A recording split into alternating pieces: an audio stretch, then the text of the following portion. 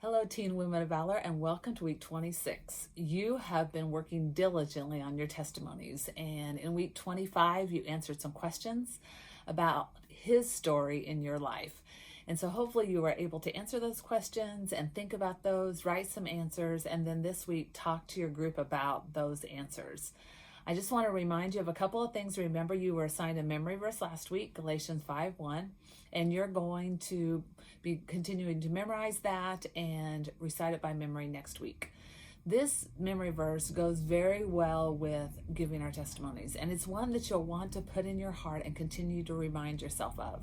It's Galatians 5:1, and it said, "It is for freedom that Christ has set us free. Stand firm then, and do not let yourself be burdened again by a yoke of slavery." And so sometimes I think looking at our past or looking at things that we've done can bring us into a form of bondage, into a place of feeling condemnation. But don't let it do that. Instead, here's what I want you to think of. I want you to think of your past and God's faithfulness. So put on your backpack, and in your backpack, what you've done in the past that's behind you, you have just a backpack full of situations and things that you've done well, things you've done not so well, but they're all in there. And every single situation you've been in, everything you've gone through up to this point, God was faithful. And so what you can do is, as you look back on your life and the things that you've done up to this point, you have them in your backpack here. I want you to think of them as places that you can look at God's faithfulness. So you can pull those out and go, oh my goodness, even though I didn't realize that God was faithful. So they're handy. You pull them out, not to look at them and go, oh, look what I did, but instead say, look, God was faithful.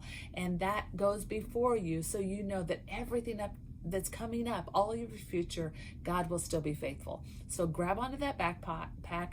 The things that God has done for you are close, so you can pull them out and show his faithfulness to yourself as you look at them.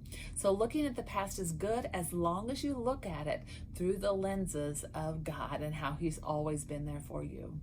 I want you to think about your testimony this week, and you answered the 4 questions in week 25, but this week you're going to actually write out your testimony.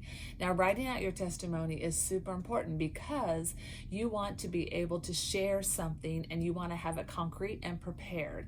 If we just all come and say, everybody just tell your testimony, sometimes that leads to us getting off on sidetracks. Sometimes that leads us going on too long. Sometimes that we don't remember what we really want to say. But I want you to write it out before you come next week so that you can read it to each other.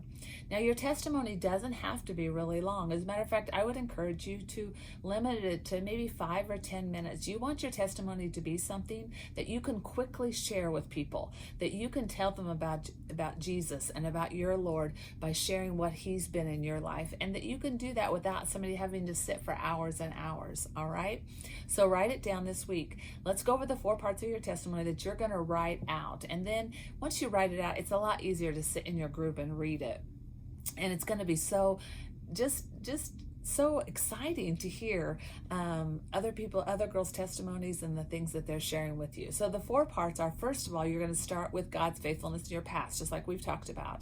And so you want to look at the things in your past, and you want to concentrate on God and his hand in that as you tell your story. Now, we aren't proud of everything that we did, but we can see in both good things and bad things where God's hand was in it. So don't make it about you and what you've done or haven't done, but really make it about your past and things in your life up to this point where you can see God's hand. Your testimony continues to point back to him. The second thing that you're going to do is tell about your turning point, all right? So you want to tell about some things that have happened up to this point, but then you want to take a turn and you want to say, I want to tell you about the time when I knew that I made Jesus the Lord of my life. That point when you really made a conscious decision to follow God's way instead of your way. And so that's a turning point. People need to understand that, because everybody comes to that point of choice and decision, that why in the road. And you've come to yours, and you want to share with them about the time that you decided to give your life to Jesus, so that they'll understand about their own journey and maybe a decision that they would want to make to follow Jesus. The third thing is talk about God in the present. Now, none of us have arrived. We're still letting God work on us and transform us. So be open about that. Share about what God is doing in your life right now, and just be open about the fact that He loves you and that He's still working on you, and that's okay. You haven't arrived until we're face to face with Jesus someday in heaven. He's still continuing to work on that us. And I think that vulnerability of sharing that really helps other people as well. So be sure and put what God is doing in your life right now. And then you have a piece that's a future. And like we said before, you're pulling the faithfulness out, God's faithfulness out of your backpack so that you can put that ahead of you and say, I know God has great plans for me. Maybe share some of your dreams or visions or things that you love the most and how you look forward to the time when God will really use you in that.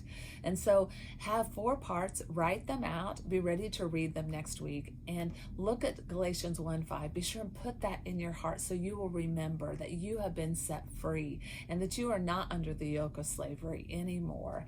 And so I'm excited what God has in store for you girls. I know that He has a mighty plan for you to use your past, your present, and your future so that others will know Him. So have a great week. I'm praying for you as you write out your testimonies.